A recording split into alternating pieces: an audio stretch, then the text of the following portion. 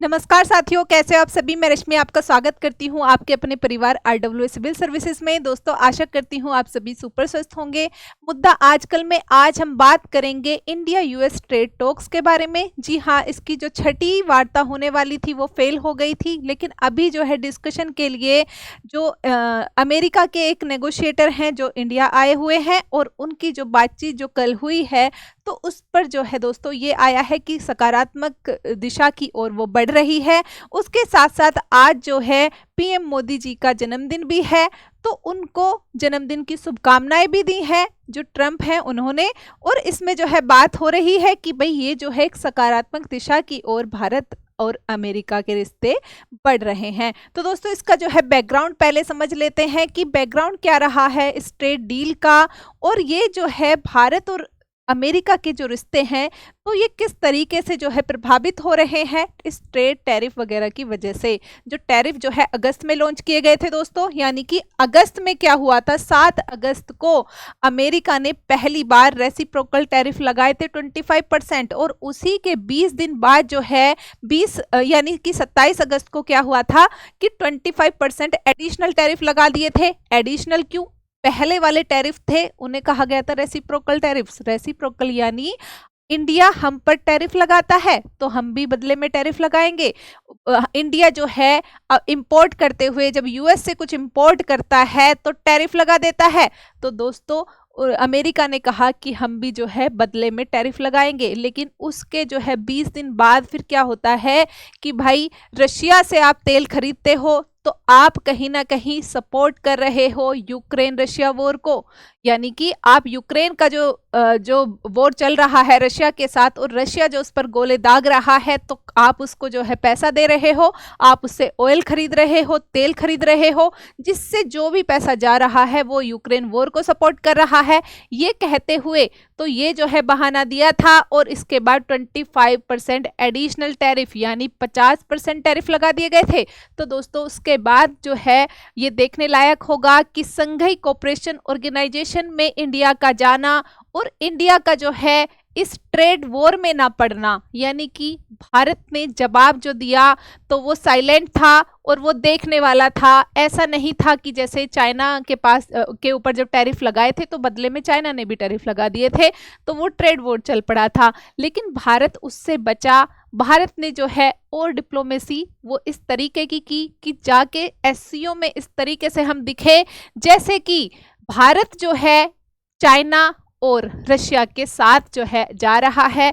यानी अमेरिका को फिक्र हो जाती है कि भाई इंडो पैसिफिक में हमें इंडिया की ज़रूरत है, लेकिन ये तो इंडिया में हमने जो एक्शन लिए हैं इस तरीके के 50% जो टैरिफ लगाए हैं, तो उसके बाद इंडिया कहीं ना कहीं झुक गया है चाइना और रशिया की ओर, या फिर जो है ये तीनों मिलकर जो है ऐसा कोलिशन बना लेंगे जो अमेरिका को कहीं ना कहीं ध्वस्त कर देगा। तो ये डर होता है। उसके बाद जो है दोस्तों धीरे धीरे जो है ये ऐसा जेस्चर आने लगता है अमेरिका की ओर से कि भाई अब जो है बात होगी ट्रेड पे, टैरिफ पे, यानी कि अब बात होगी कि भाई टैरिफ हटेंगे या क्या होगा। तो इस पर बातचीत शुरू होती है, और दोस्तों ये देखने लायक होगा कि अब जो है एक नेगोशिएटर को भेजा हुआ है इंडिया में, और बात हो रही है कि आगे जो है जो ट्रेड टॉक्स जो रुक गई थी, यानी जो छठी वार्ता जो रुक गई थी जो ट्रेड को लेकर होनी थी, तो वो दोबारा से शुरू हो जाएगी। तो दोस्तों ये एक औपचारिक तो नहीं है ये जो अभी ट्रेड टॉक चल रही है,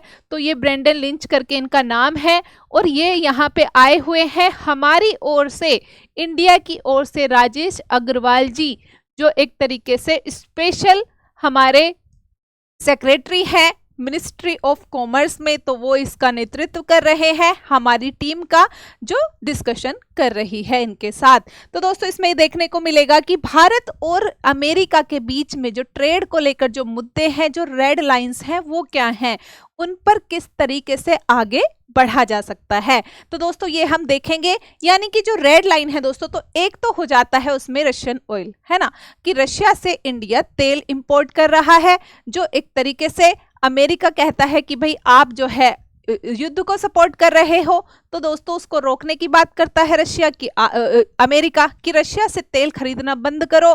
लेकिन इंडिया का रुख है कि ये जो है, यहाँ तक कि हमारी जो फाइनेंस मिनिस्टर हैं निर्मला सीतारमन जी, तो उन्होंने सीधा ये बोला है, भाई इसका पर्पस जियोपॉलिटिक्स से रिलेटेड नहीं है, इसका पर्पस ये है कि हमारे जो 140 करोड़ से ज़्यादा जो हमारी जनसंख्या है उसकी एनर्जी नीड्स हमें पूरी करनी है, और उन्हें पूरा करने के लिए जहां भी हमें सस्ता तेल मिलेगा हम खरीदेंगे, है ना।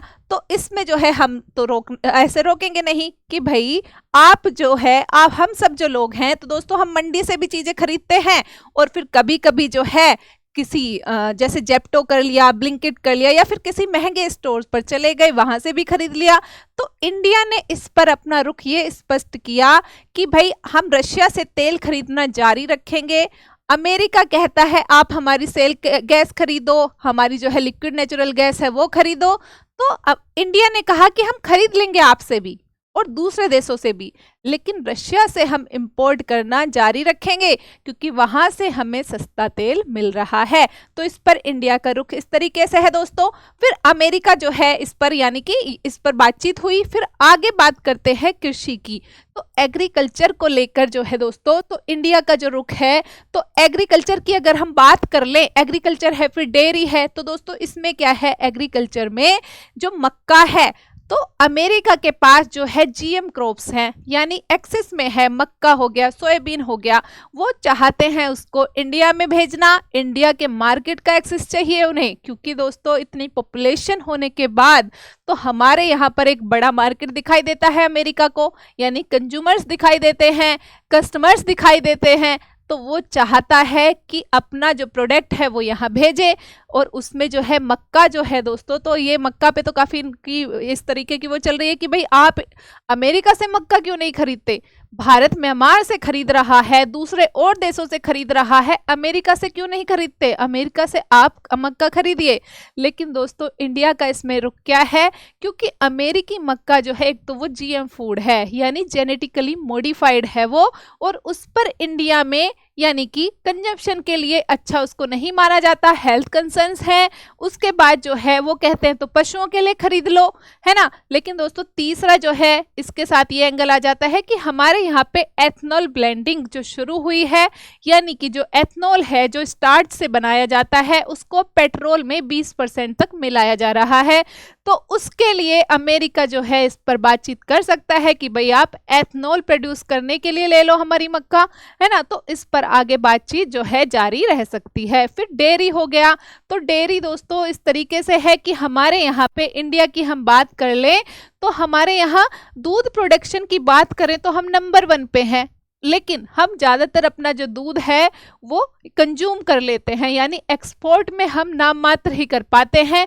हम पर जो है बहुत सारे रेस्ट्रिक्शन लगा दिए जाते हैं, जैसे कि सैनिटरी और फाइटो सैनिटरी जो मेजर्स हैं वो लगा दिए जाते हैं। उनका क्या मतलब है दोस्तों, जैसे कि पनीर हम भेज रहे हैं तो वो जो है पहले ही चेक होगा और वो कहेंगे भाई आपके पनीर में तो बैक्टीरिया की मात्रा ज़्यादा है ना, ये इतनी होनी चाहिए थी। तो इस तरीके के रेस्ट्रिक्शंस लग जाते हैं, जिससे हमारा कंसाइनमेंट जो है बीच में ही रोक दिया जाता है कई बार।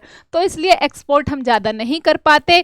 लेकिन हमारा जो डेयरी सेक्टर है दोस्तों, जो कोऑपरेटिव सेक्टर है हमारा, जिससे इतने किसान जुड़े हुए हैं, जैसे अमूल है या फिर जो है मदर डेयरी हो गया, तो दोस्तों इसको देखते हुए भारत नहीं चाहता कि इस मार्केट को ओपन कर दे यूएस के जो है प्रोडक्ट्स के लिए।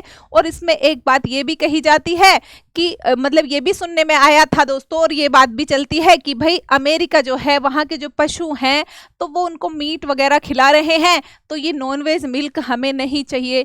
तो इस तरीके से भी जो दोस्तों हमारे यहाँ पर इस बारे में प्रोटेस्ट भी हो चुके हैं। तो इसको लेके क्या चीजें आगे बढ़ती है, क्योंकि अमेरिका को हमारा ये वाला भी मार्केट चाहिए कि भाई अपने दूध प्रोडक्ट भी वो हमारे यहाँ पर डंप करना चाहते हैं। फिर आगे बात करेंगे इसको लेकर जो है, यानी ये रेड फ्लैग्स हैं, ये रेड लाइंस हैं इंडिया और यूएस के जो ट्रेड डील जो होगी उस बारे में। तो दोस्तों ये जो है हमारे खुद के जो किसान हैं उनको बचाने की भी बात है इसमें।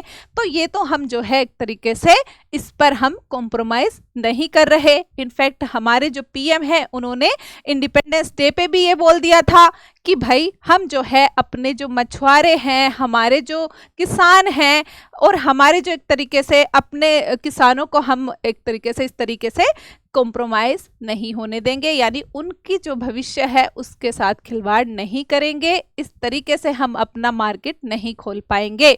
फिर आगे बात कर लेते हैं दोस्तों इंडस्ट्रियल टैरिफ्स की। तो इंडस्ट्रियल यानी कि जो वहां की जो इंडस्ट्रीज, अमेरिका की इंडस्ट्रीज जो चीजें बना रही है, मशीनरी वगैरह, तो वो हम अलाउ कर दें उन्हें, तो उस पे जो है 95% तक जो है ओपन कर दें, यानी टैरिफ हटा दें 90% प्रोडक्ट्स पर।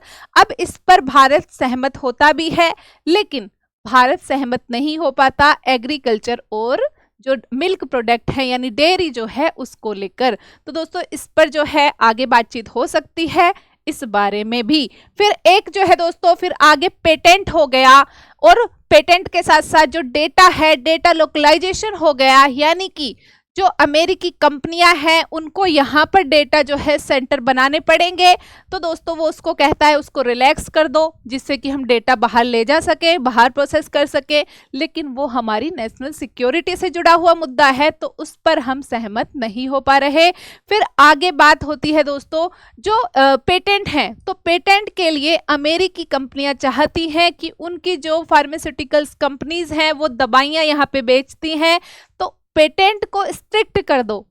तो वो बोल रहे हैं पेटेंट स्ट्रिक्ट कर दो, लेकिन भारत की बात करें तो हम जेनरिक मेडिसिन पर ध्यान दे रहे हैं, और जेनरिक मेडिसिन पर ध्यान देते हुए तो दोस्तों हम पेटेंट को इतना स्ट्रिक्ट नहीं कर सकते। तो ये भी एक इशू है जो इंडिया और यूएस के ट्रेड रिलेशंस में आ रहा है। फिर दोस्तों इसमें बात हो जाती है ई कॉमर्स की। तो ई कॉमर्स के लिए भी यही इशू है, यानी कि भाई उसको जो है ज़्यादा उन्हें मार्केट चाहिए हमारा, जिसकी जो है आगे इंडियन गवर्नमेंट जो है रूल्स जो है थोड़े स्ट्रिक्ट हमने किए हुए हैं, जो उनको थोड़ा सा मतलब कि बातचीत करने की जरूरत पड़ रही है। और इसमें आगे ये देखना होगा कि भारत किस तरीके से इस पर एक्शन लेने वाला है। तो दोस्तों एक तो ये कह दिया जाता है कि भाई एक काम किया जा सकता है कि भाई हम जो है 95% जैसे वो बोल रहे हैं इंडस्ट्रियल जो मशीनरी वगैरह है तो वो हम इंपोर्ट कर लें, लेकिन डेयरी को हम नहीं खोल पाएंगे, एग्रीकल्चर से हम कॉम्प्रोमाइज नहीं कर पाएंगे। हो सकता है कि मक्का जो है तो उसको एथनॉल के लिए, एथनॉल ब्लेंडिंग यानी एथनॉल बनाने के लिए या फिर पशुओं को खिलाने के लिए हम खरीद लें, लेकिन उसके साथ भी जो है ये चीज़ है कि वहाँ पर 15 रुपये किलो का भाव है मक्का का, हमारे यहाँ 24 है क्योंकि एमएसपी है हमारे यहाँ पे। तो दोस्तों इसमें जो है जो डिफरेंस है वो बड़ा है काफ़ी, जो अमेरिका को काफ़ी लाभ देने वाला है, इस वजह से भी वो हमारे मार्केट में एक्सेस करना चाहते हैं। फिर आगे दोस्तों यही देखना होगा हमें एक्सपर्ट्स क्या कहते हैं। तो एक ग्लोबल ट्रेड रिसर्च इनिशिएटिव एक थिंक टैंक है, वो कहता है जब तक अमेरिका 25% जो एडिशनल टैरिफ लगाए हैं रशिया के तेल खरीदने की वजह से, अगर तब तक उसको नहीं हटाता तो तब तक आगे नहीं बढ़ा जा सकता। फिर रशियन ऑयल के लिए जो है हमारी जो फाइनेंस मिनिस्टर है उन्होंने सीधा बोल ही दिया है भाई ये जियोपॉलिटिक्स को लेकर नहीं है, ये जो मुद्दा है ये हमारा कमर्शलाइजेशन से जुड़ा है, ये जुड़ा है हमारे हितों से, क्योंकि दोस्तों इसमें क्या है हमें जहां सस्ता मिलेगा हम खरीदेंगे। तो ये आप इनको नॉन ट्रेड चीजों से मत जोड़ो, जैसे कि उन्होंने जोड़ दिया है उसको यूक्रेन वॉर के साथ। फिर दोस्तों पीएम मोदी ने कहा ही है इंडिपेंडेंस डे पे कि किसानों, मछुआरों और पशुपालकों की जो है एक तरीके से उनकी आजीविका को हम कॉम्प्रोमाइज नहीं करेंगे, उनके हितों की रक्षा की जाएगी। तो आगे रास्ता क्या हो सकता है दोस्तों, तो इंडस्ट्रियल टैरिफ हम रिड्यूस कर सकते हैं, एग्रीकल्चर अनटच्ड रहे तो। फिर रशिया और यूएस दोनों से एनर्जी डाइवर्सिफाई कर सकते हैं, हम रशिया से भी खरीदेंगे, यूएस से भी थोड़ा खरीद लेंगे अगर हमें इकोनॉमिकल लगता है तो। जीएम क्रॉप्स केवल एनिमल फीड के लिए हम ले सकते हैं या फिर एथनॉल प्रोडक्शन के लिए अगर ट्रेड डील आगे बढ़ानी है तो, क्योंकि दोस्तों अदरवाइज तो अगर हम भी अड़े रहेंगे, वो भी अड़े रहेंगे, तो फिर तो जो है बीच का रास्ता अपनाना वो थोड़ा सा मुश्किल हो जाएगा। फिर डेटा फ्लो जो है वो सेलेक्टिव हो सकते हैं। भाई डेटा जो है, अब हमारा पर्सनल डेटा तो आप बाहर नहीं लेके जा सकते, वो तो हमारी नेशनल सिक्योरिटी को कॉम्प्रोमाइज कर देगा। तो ये देखा जा सकता है, मतलब कि नेशनल सिक्योरिटी हमारी ऊपर रहनी चाहिए। तो ट्रस्ट डेफिसिट कम करने के लिए स्ट्रेटजिक और इकोनॉमिक कन्वर्जेंस हमें करना होगा दोस्तों। फिर आपको जो है एक क्वेश्चन हम देख सकते हैं इसमें कि भाई भारत अमेरिका ट्रेड डील 2025 में कौन कौन सी चुनौतियां हैं। तो आप इस क्वेश्चन को आप देख सकते हैं, यानी कि आंसर करने की कोशिश कर सकते हैं। तो दोस्तों इसी के साथ मैं ये क्लास समाप्त करना चाहूंगी। नमस्ते।